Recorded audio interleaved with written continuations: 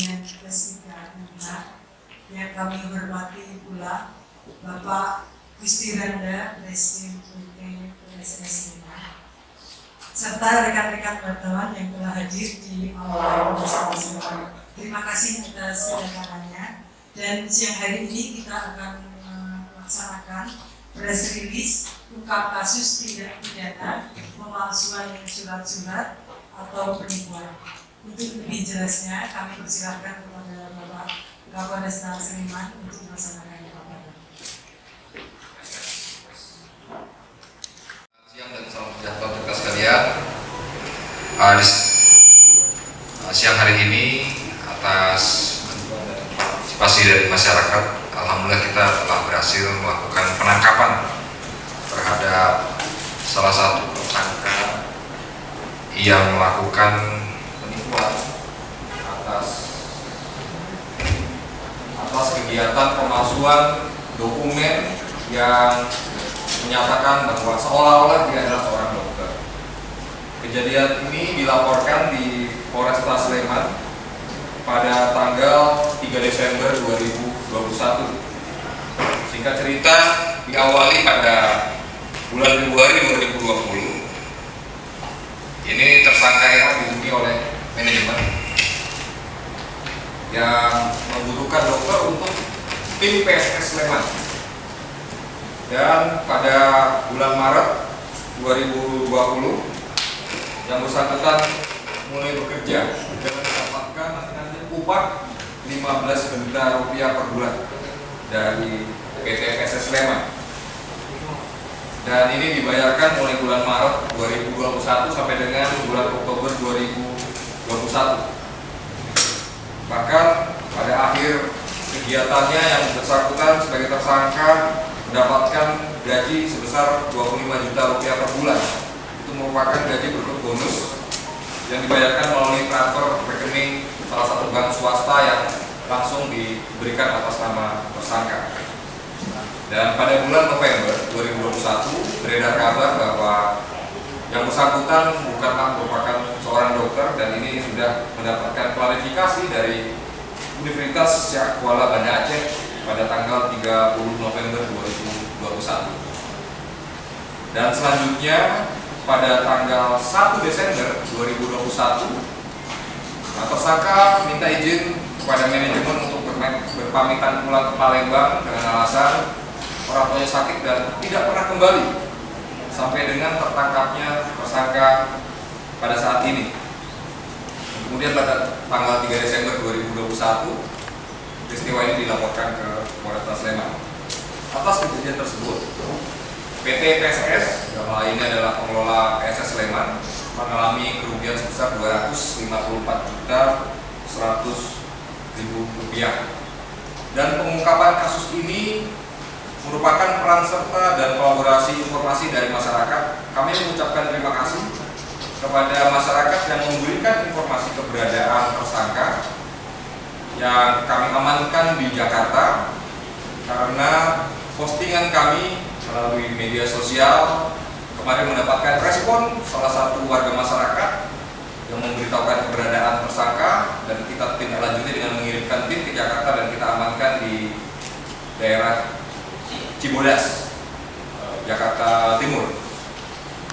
Demikian yang bisa saya sampaikan. Untuk ancaman hukumannya adalah pasal 263 KUHP dengan ancaman hukuman 6 tahun penjara dan atau pasal 378 KUHP dengan ancaman hukuman 4 tahun penjara.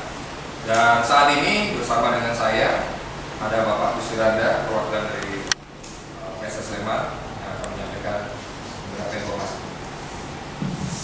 Ya, terima kasih Pak Kapolres. Assalamualaikum warahmatullahi wabarakatuh. Selamat siang juga kawan-kawan semuanya. Yang pertama, saya mewakili PSS Sleman mengucapkan terima kasih yang sebesar-besarnya kepada Pak Kapolres dan jajarannya, juga Pak Satgaskrim dari Polres Sleman atas dapat mengungkapkan tersangka yang sama-sama kita lihat. PSS Sleman sangat menghargai itu. Kalau tadi disebutkan PSS Sleman itu mempunyai kerugian sekitar usia itu dinilai dari nilai gaji yang selama itu sampai dapatkan. Nah, saya kira PS Sleman bukan satu-satunya. Saya kira klub di Indonesia juga ada beberapa klub yang pernah menjadi tempat dokter ini. Setahu saya itu ada Barito, terusnya ada Persita, dan Sleman, dan banyak lagi saya kira. Tapi saya nggak tahu kawan-kawan klub itu apakah juga membuat LP atau tidak. Bahkan saya baru baca tadi di mass media, gitu, di online, ternyata tersangka ini juga pernah jadi dokter kesehatan timnas U19. Makanya saya akan cek ke PSSI, karena saya juga PSSI bisa cek. Nah, apapun namanya, sekali lagi saya terima kasih Pak Kapolres bahwa hal-hal seperti ini yang memang kadang-kadang menggerecokin sepak bola kita. Kita lagi serta merta lagi giat-giatnya membangun sepak bola, tapi ada aja masalahnya. Mudah-mudahan hal seperti ini udah ada lagi di sepak bola kita.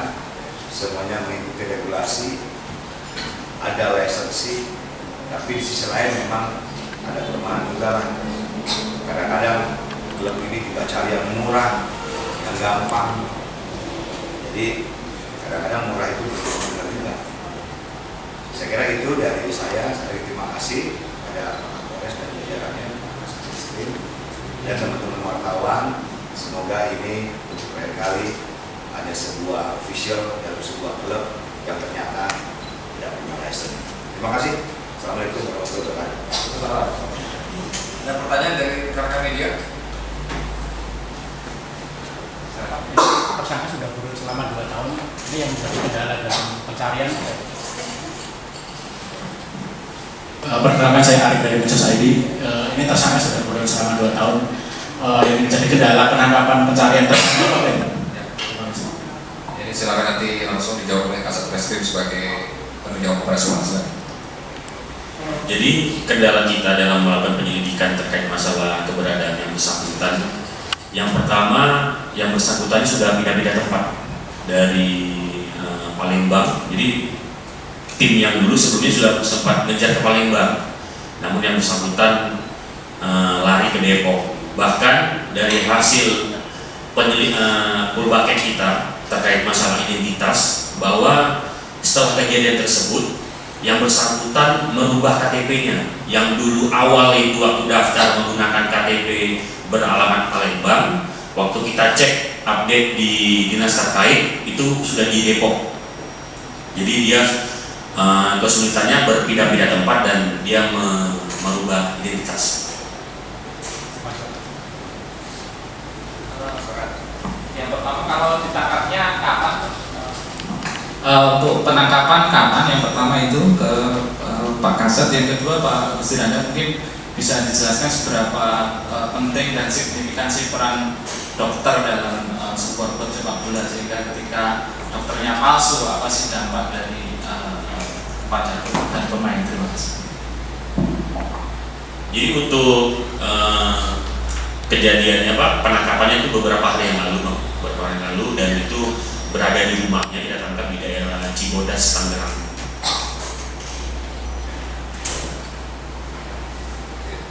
Baik, kalau ditanya berapa pentingnya, bukan berapa penting. Dalam sebuah klub itu ada aturan yang regulasi. Jadi PT LIB Liga Indonesia Baru itu yang namanya sebuah klub itu harus mempunyai beberapa aturan, yang salah satu harus ada dokter. Dokter itu ada asistennya juga. Nah, makanya kalau teman-teman lihat di bench di lapangan itu nggak semuanya bisa duduk di sana, meskipun dia seorang presiden direktur dan nama-namanya itu sudah ada di PT LIB. Itu yang pertama. Jadi ada regulasi yang mengatur.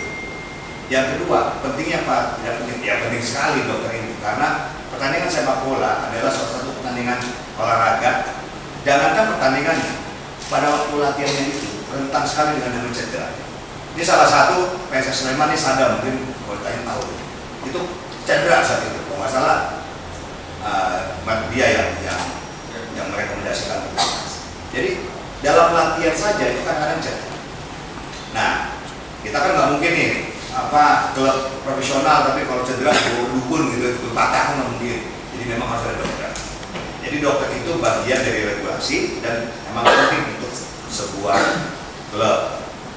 Nah, yang ketiga, dokter itu. Nah, dokter ini juga biasanya dalam sebuah klub tidak saja kepada mereka yang sakit, tetapi ketika misalnya latihan yang begitu panjang banyak, sementara pertandingan yang ketat, ya kalau misalnya kita bertanding cuma seminggu sekali, ya bagaimana kalau kita mengikuti beberapa turnamen?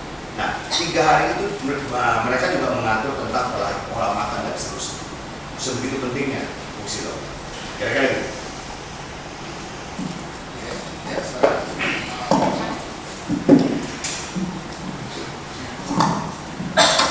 Pada Pak Gusti, ini kan jasanya sama sekali tidak ada yang terkait medis ya, dengan medis. Kalau dari laporan dari klub SS Sleman sendiri, apakah sudah ada laporan dari pemain mungkin salah penanganan seperti itu? Mungkin seharusnya diapakan malah di lain penanganan sendiri, Pak? Ya, setahu saya sampai hari ini belum ada teman-teman dari pemain yang mengeluhkan. Ya, cuman teman-teman tahu sendiri, Sadam sampai hari ini nggak bisa main, belum bisa kita mainkan karena mungkin nggak fit lah. Tapi kalau latihan sih tetap ikut latihan. Kira-kira begitu. Belum ada sama sekali. Ini kan PSS Sleman dalam tanda kutip Kebobolan untuk merekrut dokter ya. Artinya kedepannya seperti apa ya? Rekrutmen dokter seperti apa? Ya, bisa dibilang kebobolan ya kebobolan. Tetapi sekarang kita sudah punya dokter. Karena itu tadi saya katakan, sebelum kita mulai putaran liga ini memang harus ada regulasinya dan harus ada dokternya. Dan saya kira tidak PSS Sleman aja, ada beberapa klub ya, bahkan klub Liga 1, bahkan timnas itu juga saya katakan. Nah, kalau saya lihat ini datanya ada Persita, ada Bali, ada Madura United. Jadi ini bukan soal kebobolan, karena sebuah klub kayak saya dan misalnya gitu, kita aja cari pemain kan kita tergantung agen. Kita telepon agen kasih tahu, kata agennya ini begini. Kita percaya nggak? Belum percaya, apalagi cuma lihat di YouTube pemain itu kan, kita panggil atau kita lihat langsung. Nah, kalau official yang lain bagaimana? Kayak terapis, ya pelatih teknik, pelatih fisik, itu lisensi. Ya kalau dokter, ya dia punya ijazah. Nah, kalau ada orang mengatakan ini ijazah saya, ya kita kan nggak seperti lembaga riset, begitu lihat ijazah, wah kita kontak ke siapa yang memuatkan, itu nggak seperti itu. Ya kita percaya saja. Dan ternyata PSS Sleman ini kan bukan yang awal. Kita dapat dokter ini kan dari klub-klub sebelumnya. Jadi kita klub sebelumnya mempekerjakan kira-kira begitu.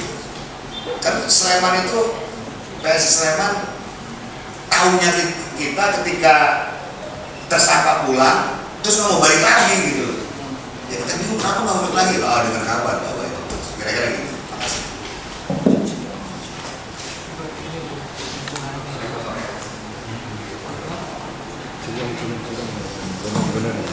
Saya Heru dari Radar Jogja dan izin nanya soal cara tersangka memalsukan ijazahnya seperti apa, dan dari pengakuan tersangka selama ini udah ke klub mana aja gitu, dan terus sama pekerjaannya sebenarnya itu apa, dari apakah dukun bakar atau apa dari?